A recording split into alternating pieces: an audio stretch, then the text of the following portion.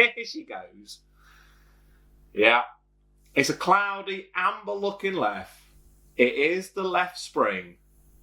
Cheers, peeps. Let's give it a go.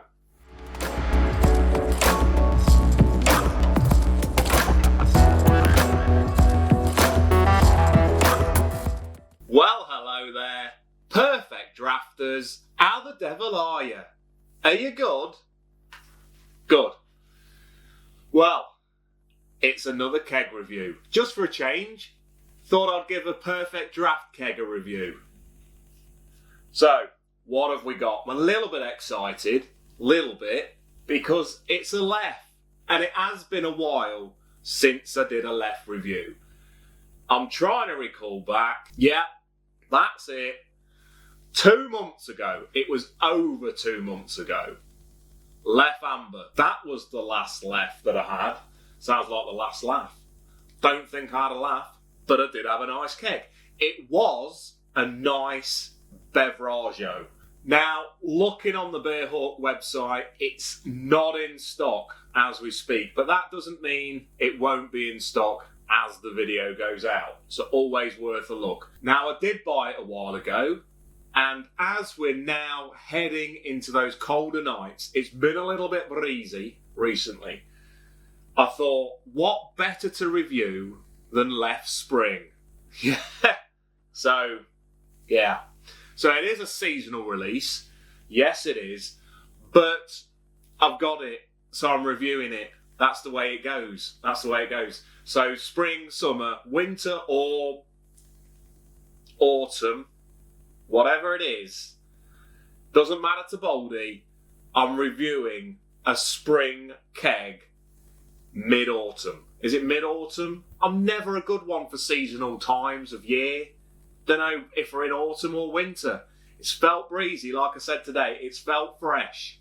I was firing into Sainsbury's earlier, went a little bit upmarket from my usual Tesco trip, and I just had this t-shirt on. I haven't changed for the video. I never do.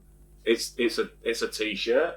I was cold. Then I went to Iceland, and the woman in there goes, "I'm cold." I said, "Well, you're in Iceland." Yeah. I did actually say that to her. Think she's probably heard the joke before. She didn't laugh. But there we go. Bit like when I said to the BP man the other night, "Been busy?" Again, he didn't even grin. Not even a grin. So this is the spring beer. That's what it is. It's also known as Lente beer or something. Or beer de printemps. Something like that. And we are a little bit treated having this on the Perfect Draft because it's usually only available, according to the Beerhawk website, so it's got to be true, in Spain, France and South America. So we've got it here on a keg, I've got it here in the machine, and apparently the aroma is slightly floral with a hint of cherries. So that's a bit different, sounds a bit different, and it's meant to be a refreshing beer. So it actually says almost palate cleansing. Palate cleansing. Like you're going to have it in between your aperitif and your first course or something. You know, fire down one of these in between. Accompanied with a bit of subtle spicing, this sounds like a very different tipple. It does. And for that reason, I'm thinking, am I going to like it? Because it looks, from what I've seen in terms of the colour of it, it looks a bit like a white beer, a bit like a wheat beer. And it's, you know, that is not normally one of my faves. So I'm intrigued by it. I've not seen a lot about it. I really haven't. So it's a bit of a voyage into the unknown. And that unknown does not come on a watered down, weak type beer. We're not talking any Corona this week, people. We're talking 6.6%. So, bit of a punchy one. So, even though it is a bit of a limited edition jobbo, I did put it in the top pumps cards. So, let's have a little look at what I gave it and what I predicted I would rate this little beauty. So, we're looking at a Big Bold Reviews prediction of 6.5. Yeah, I nearly said percent because it's so close to the percentage of this beer. But 6.5, that's what I think I'm going to give it. How close is that going to be? And also, interestingly, gave it a sessionability rating of 5.5 because of that 6.6% ABV. So I don't see it as a session drink, but it does say that it's light and refreshing and almost palate cleansing. So that might prove me wrong for that rating as well. I've got some snackage, so I will be grabbing a bag of something and having those afterwards. Let's have a look at that keg. Let me do the pour. I'll bring it in, we can have a look, then I'll have a taste. You'll get my first impressions, and proper first impressions this time, people. I've not even had a little tipple out of this. But before I rate it, I'll have that snackage. Sometimes it complements and lifts the score a little, sometimes it doesn't. It may drop it a 0.5 of a mark, but that's life. Then I'll let you know what I rate that beer and the snack. It's the usual order of play. Let's get in. Okay, so let's have a look at this keg. Here we are. Green background to that Leffe logo. Some leaves, got some leaves. Glass of Leffe just there. Printemps. Yeah. Let's get in there. Printemps. Printemps. Yeah. So that's what we're looking at. Bit of rippage in transport. There's the keg, people. Let's get a sup on. Okay, bit of a weird angle this one, but let's get it in. Let's have a look. Here's my left glass, peeps. Right, let's go.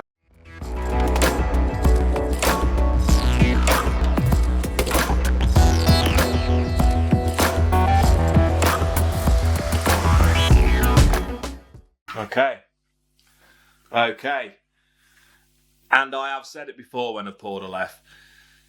If you overfill a Leffe glass, if you get spillage out of that, you've got to question yourself, because that kind of bulbous shape of a Leffe glass is hard to overflow. Right, let me bring it in. Let's have a look.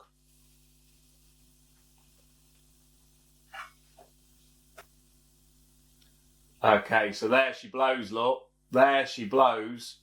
Lovely white head. Absolute belter.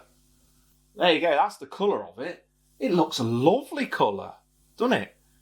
I'm not getting immediate cherry whiffs. Not getting them. But I'm also not getting that kind of Leffe twang whiff that you can get. You know, I don't know what to expect with this one. I really don't know what to expect. Just having a look. Can't see a bub.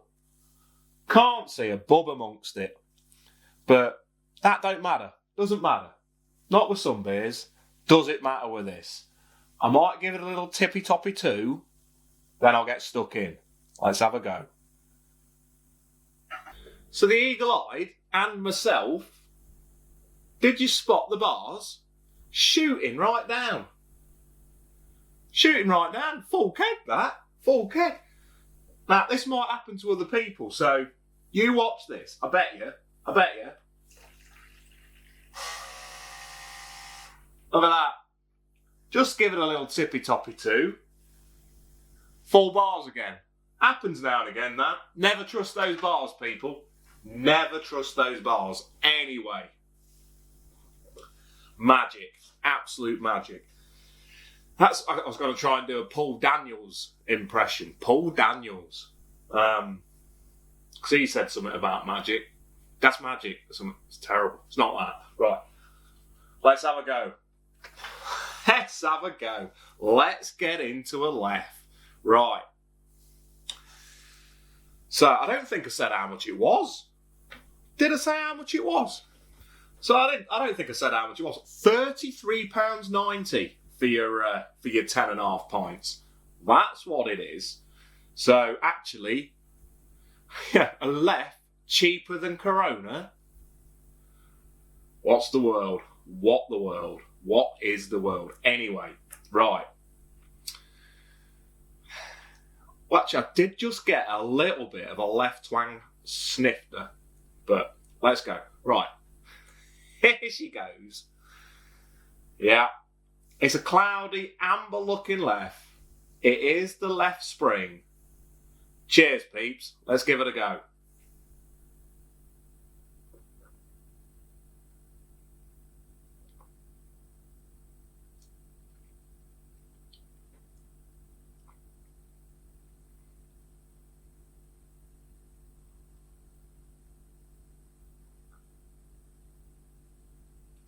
It's no wheat beer. That's for sure.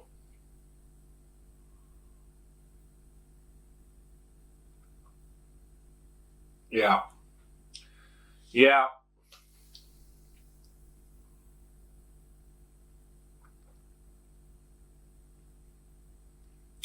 Yeah. Right. Straight off the bat, you are taking on a Leffe. It has got that Leffe twang. So if you don't like it, don't get it. If you do, this is a little bit different still. This is definitely a Leffe. You get that straight away. I can taste that little hint of cherry.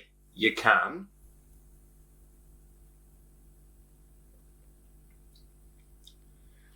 It's definitely, it tastes a bit lighter than your average Leffe though. Like, you know, what was the last one I did? Leffe Amber. Definitely lighter tasting than that, but you can taste that it has got that more punchy 6.6% ABV. Absolutely.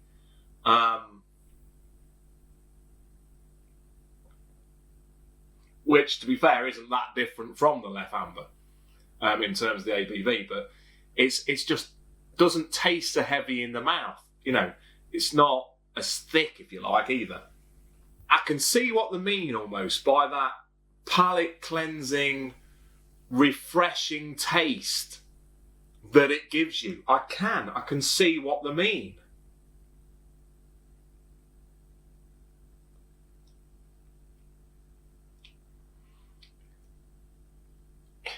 Yeah, I don't know what to think. I like it. I do like it. I don't see why that should be reserved for the spring.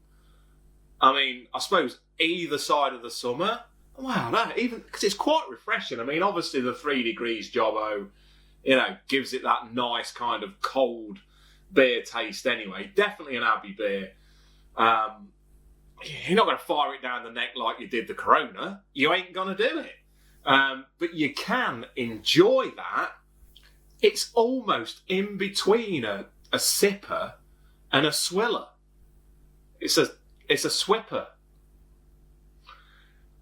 I don't know. It's in between. You know, you can enjoy that just by having a little little go, or you can have a little bit more, like a medium mouthful.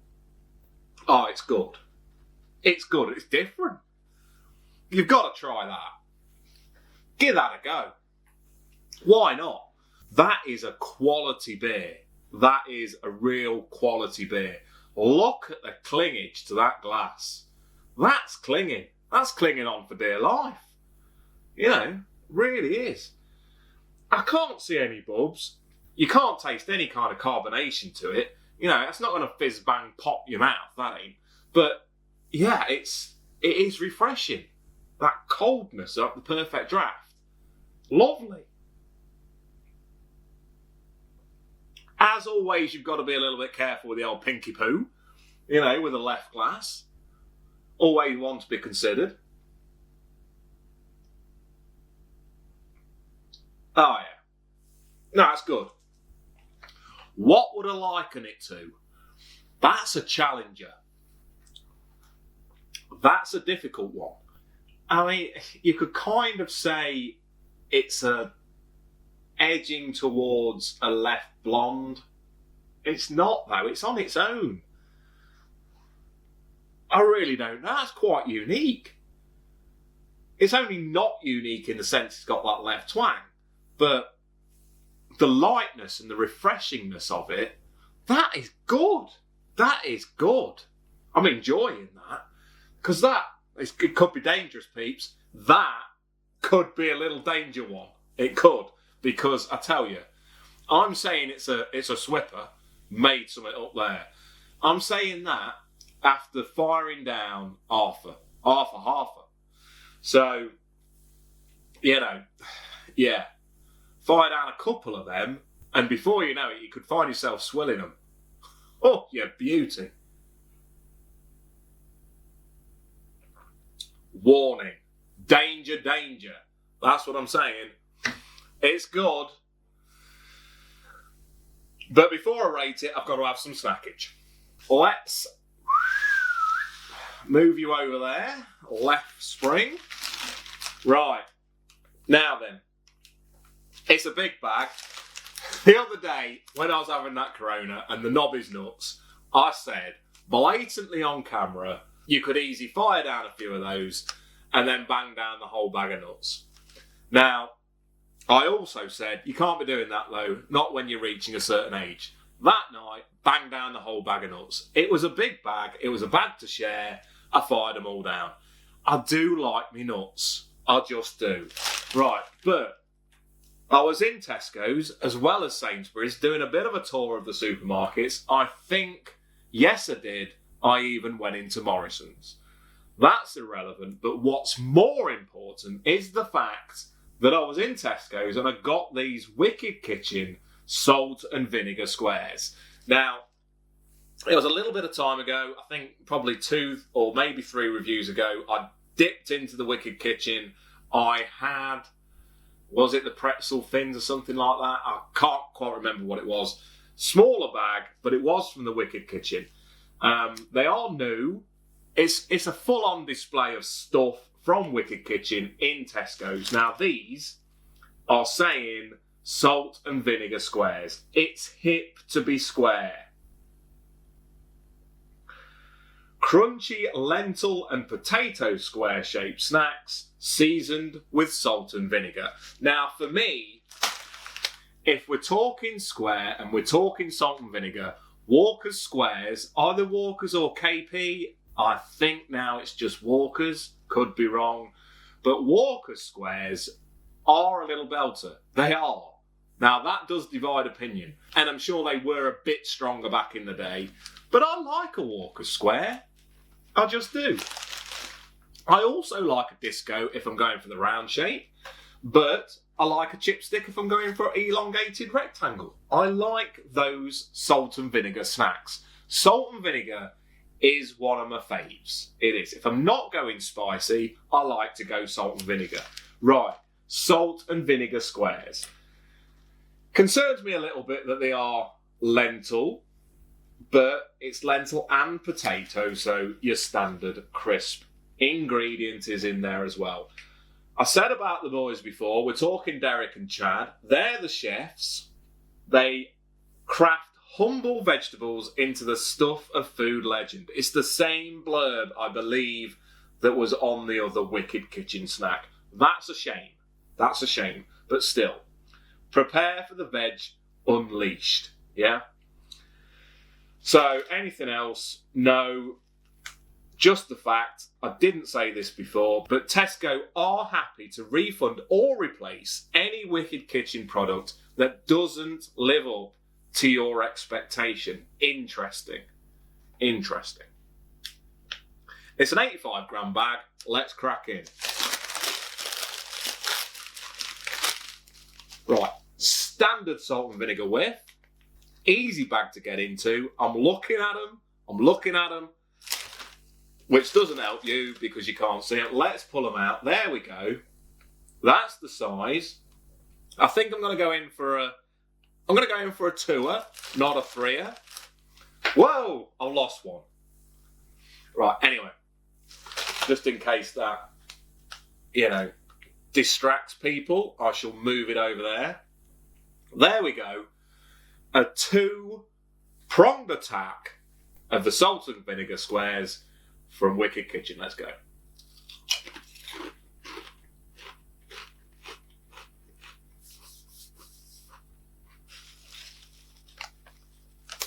That was a journey. Right there, that was a journey of do I like them? No, yes, no, yes. I landed on a yes. Very strong salt and vinegar taste. I like that. What dipped my opinion straight away, and I'm giving an opinion straight away on this, was almost I'll tell you what, that gets the taste buds tingling. It really does. Yeah. Very strong tasting salt and vinegar flavour. When I bit into it, the initial crunchiness was almost like when crisps have gone a bit soft. You know what I mean? When you've got a bit of an old bag, or you've got a bag that's got a little tear in it. I was gutted the other day, firing into some bacon fries, and they tasted soft. And I thought, what's kicked off there? Little nick in the bag. Obviously, therefore, they went kind of soggy badness. It just wasn't good. And that's what kind of sprung to mind when I started to bite in. But I think that's almost the lentil element of it. Because the potato's in there as well, so the initial kind of layer piercing that you will find you do with this is a bit soft, but then the potato crunchiness kicks in and it's just crunchy enough. Now the next thing, and that was the up and down bit to it, to the journey of that taste. What happened then was, wowzers, they have put a lot of flavouring on that. There is a lot of salt and vinegar on that, which I like. My mouth's still watering. It really is. I'm going to have a little sup. This could be a hell of a beer snack.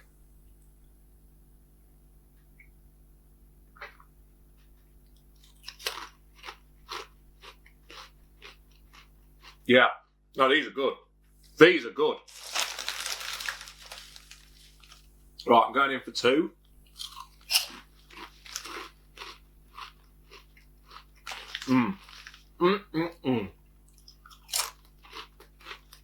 Wicked. Right. These are belters. Little excitement there. Because this is an 85-gram bag of joy. Right here. Right now. Right.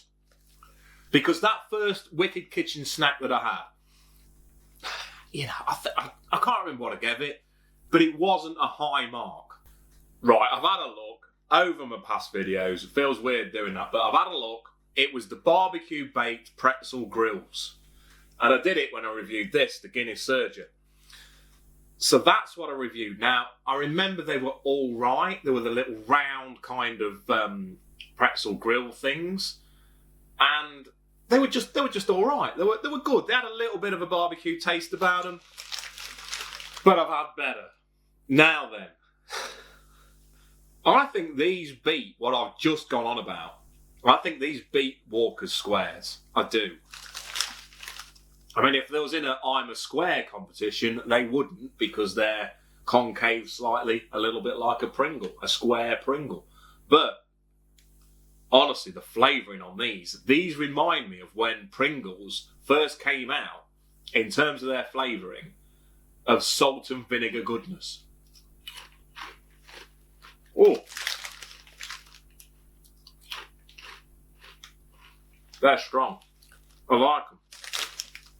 Good. Wicked Kitchen. You've done a belter there. Right. I'm not going to eat all of them. I'm not going to eat an 85-gram bag. I'm not. Right.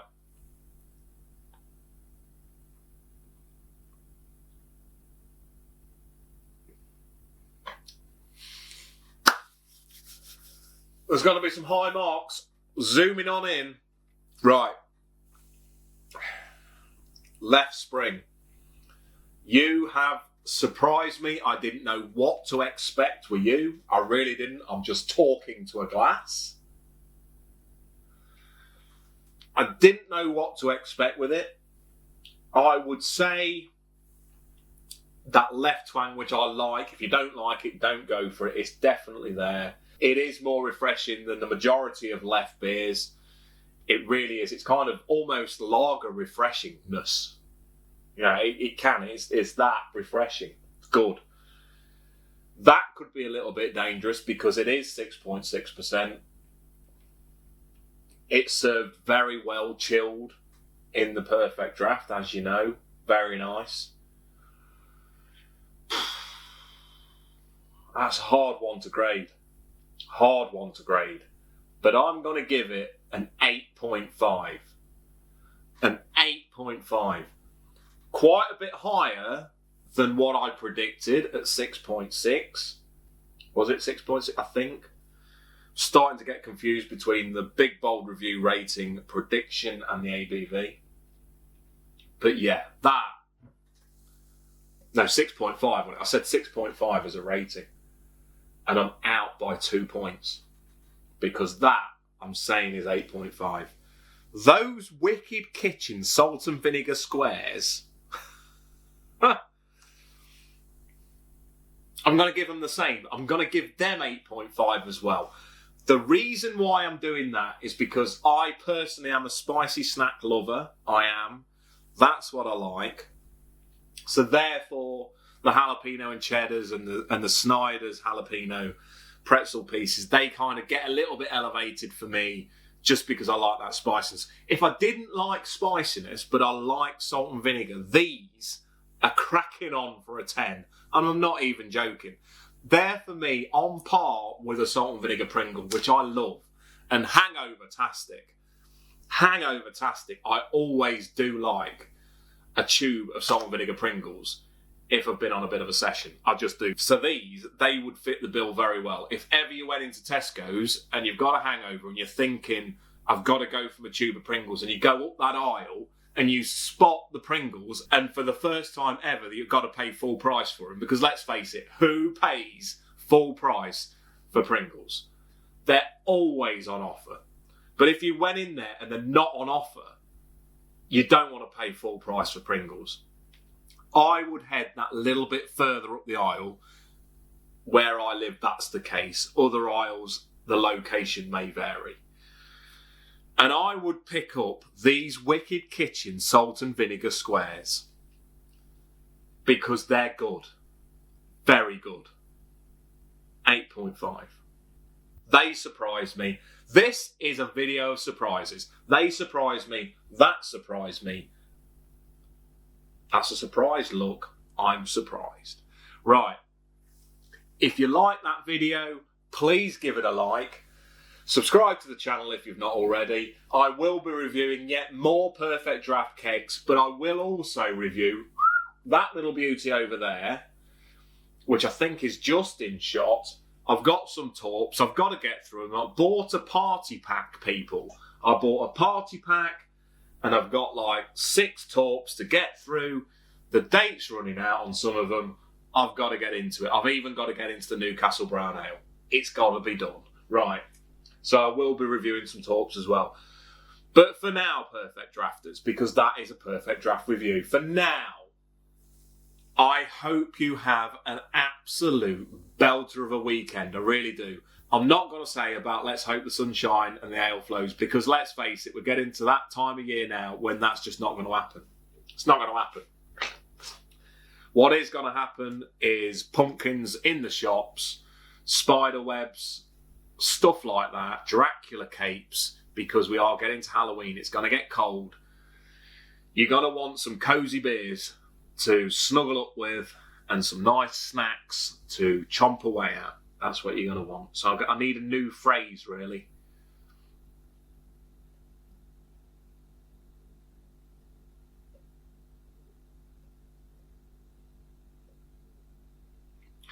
So, let the fire blaze, let the ale flow. It's alright, it's off the top of my head. For now, Perfect Drafters, have a cracking weekend. Hope you have a belter. See you next time. Cheers, Perfect Drafters. Cheers.